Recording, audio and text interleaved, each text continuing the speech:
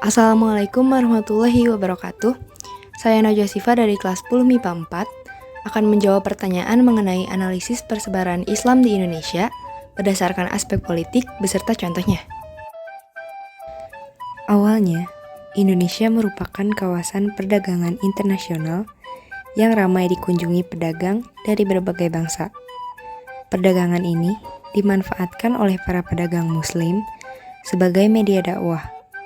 Mereka melakukan dakwahnya melalui jalur politik dengan cara mendekati para pembesar kerajaan di Indonesia, baik itu dengan cara menikahi putrinya, membantu para raja, maupun bekerja sama dengan para pembesar kerajaan. Dengan meraih pembesar kerajaan inilah, Islam mudah masuk dan menyebar di Indonesia.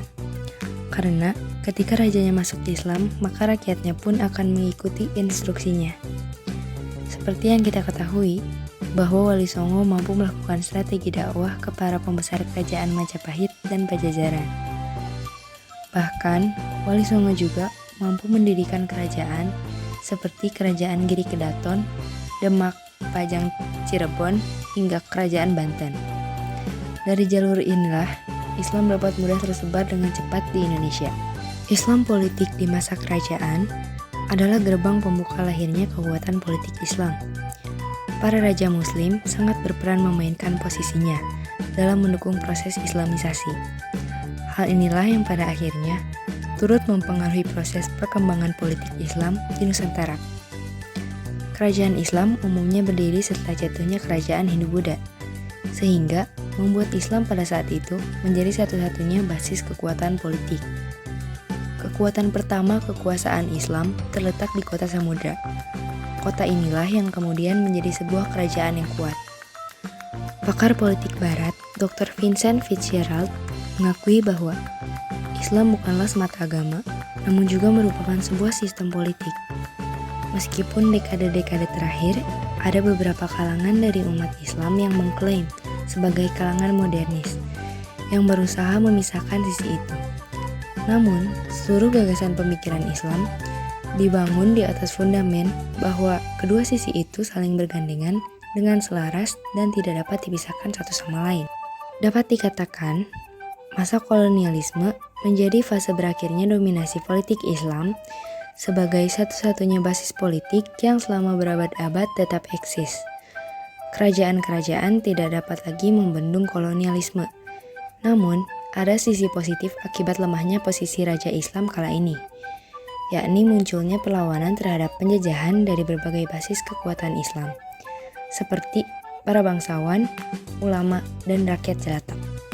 Meskipun ada beberapa daerah yang tetap kuat mempertahankan diri dari serangan penjajah, namun kehadiran orang-orang Belanda di Indonesia juga sangat mengancam perpolitikan umat Islam.